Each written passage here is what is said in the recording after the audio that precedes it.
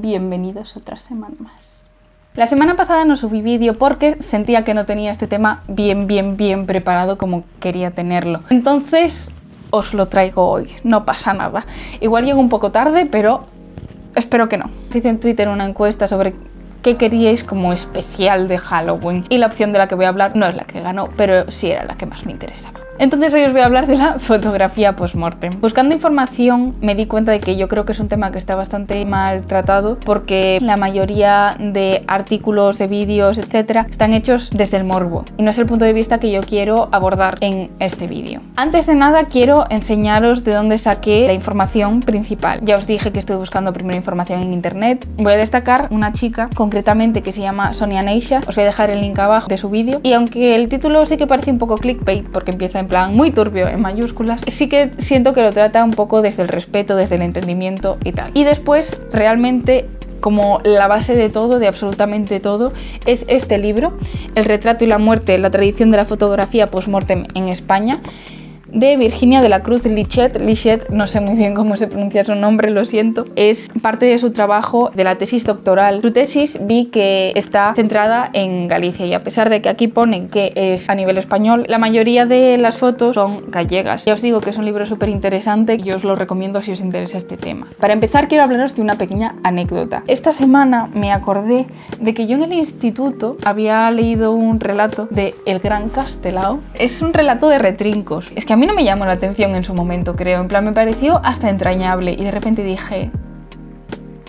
¿qué? Os voy a leer un pequeño fragmento a modo introductorio. Cando estaba aprendendo no sono petaron na miña porta. Era Melchor. Os fotógrafos din que non teñen magnesio e díxomo tremendo de anguria. A face albeira e os ollos como a dous tetos de carne vermellada de tanto chorar. Ende xamais fitei a un home tan desfeito pola dor. Pregaba e collía as miñas mans e turraba por min. E o malpocado dicía cousas que me rechaban as entrañas. Considérese, señor, dous riscos de vostede nun papel e xa poderei ollar pa sempre a cariña do meu neno. Non me deixe na escuridade, señor. E bueno, que básicamente pues que coge sus herramientas y se va a pintar al niño que se está muriendo. Y el relato acaba con Melchor, que es el padre, con una frase como que le dice a todo el mundo, ¿no? Que es: "Tiven moitos fillos, pero o máis bonito de todos foi o que me morreu. Velaí está o retrato que non mente". Yo creo que esto ya nos pone un poco en contexto de el por qué. En el libro nos empiezan contando que la perspectiva de la muerte ha cambiado mucho a lo largo del tiempo. El libro pone que es a partir sobre todo de los tanatorios cuando empieza a ser un tema más tabú, porque incluso antes, si nos damos cuenta, se velaba el muerto en casa, alrededor de su familia, y de hecho cuanta más gente estuviera allí llorando, pues mejor era algo muy importante que hubiera allí un círculo de gente rindiendo ese homenaje. Y el tipo de homenaje que se ofrece con la fotografía tampoco es algo nuevo, ya que era bastante común las máscaras mortuorias, que básicamente es una técnica de vaciado de yeso donde tienes una réplica exacta de la cara del difunto. También tenemos que ser conscientes de que la fotografía era algo muy caro que no todos podían permitirse y hasta que no se abarató, hasta más o menos 1850, la mayoría de gente pues igual no podía acceder a tener una fotografía y cuando pudieron acceder fue sobre todo a través del formato de tarjetas de visita. Se creaban álbumes a modo de registro de todos y cada uno de los miembros de esta familia. Es muy importante diferenciar la fotografía post-mortem y la fotografía fúnebre, ya que un reportaje, un entierro sería fotografía fúnebre, pero si no está un muerto propiamente en la foto, no sería post-mortem. Y de hecho, el nacimiento de la fotografía está súper vinculado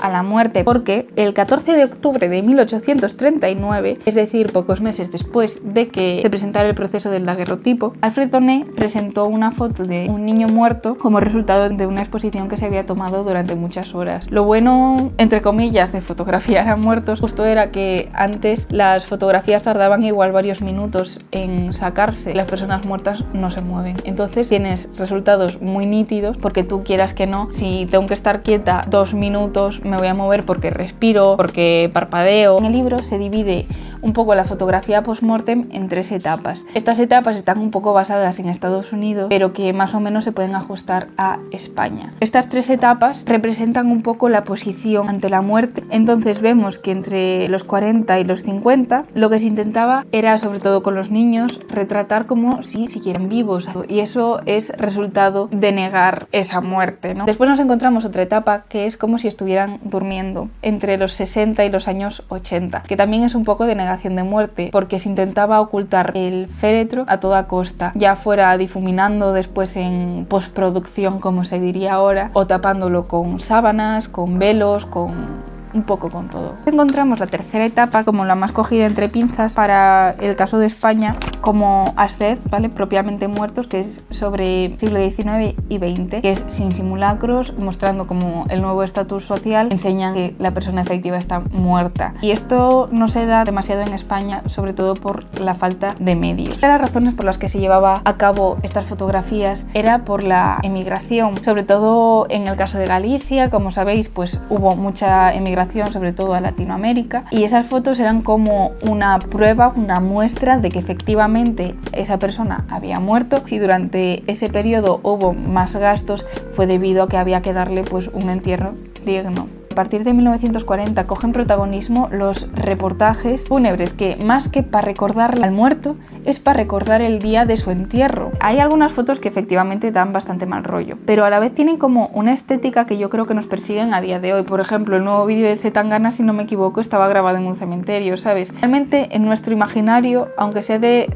cierto modo subconsciente, sí que tenemos esa relación con la muerte a nivel visual. Por otro lado, este trabajo no agradaba a los fotógrafos, la mayoría sí que intentaba escapar de ellos. Quiero destacar a Virgilio Viéitez, que es un fotógrafo gallego que yo descubrí un poco a raíz, y que él mismo le cuenta a la escritora que al final tenían que comer, los fotógrafos tenían que comer, que él intentaba evitar estos trabajos, pero que al final, pues si te contratan, pues tú lo haces. Y además como que también es una responsabilidad muy grande. La familia confía en ti para que saques la foto perfecta. No sería como ahora que yo llego, saco 20 fotos de aquí, 20 fotos de allá, sino que realmente tienes que preparar una escena, tienes que conseguir una buena iluminación. ¿Cómo consigues esa buena iluminación? Ya que no tienes un estudio, tú vas a casa de esa persona y pues tienes que trabajar con los medios que hay ahí. A mí me he dado cuenta que la gran parte de las fotografías que hay en el libro y que hay post-mortem son de niños. Eso es por la tasa de mortalidad que era tan grande. Y después, yo creo que esto se dio más en Estados Unidos, por esto de retratar a la gente como con vida, que se crearon como un montón de instrumentos para que pues igual estuvieran de pie. También es muy interesante ver cómo fueron evolucionando esa puesta en escena, ¿no? Porque se ve perfectamente en el libro. Bueno, pues primero eran retratos más bien horizontales, más bien de lejos, después como que poco a poco se va acercando la cámara, pero también se empieza la gente a conseguir telas bonitas para poner de fondo, para rodear al muerto. Después que si pasamos por otra época donde lo que se busca es como reflejar esa ascensión al cielo, entonces como que el ataúd está colocado un poco vertical, siempre hay una figura de la Virgen, hay un montón de flores, símbolos religiosos, como que al final estas fotografías también se convirtieron en una estampa, al final es como una figura de protección y de veneración. Y como vemos en la última etapa, se ve que es más una representación pues del día del funeral, más bien un reportaje. Sí que es cierto que esto claramente era para las familias más adineradas, y de hecho mirad, pone aquí un álbum del recuerdo de su entierro,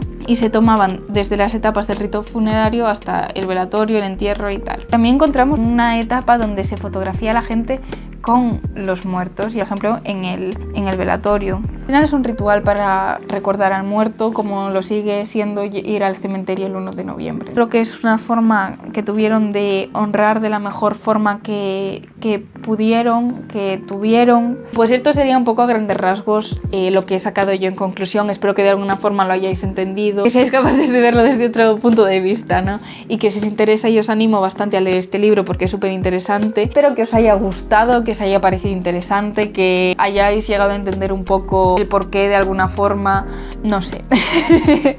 Bueno, que espero que os haya gustado mucho, la verdad, y nos vemos en el próximo vídeo.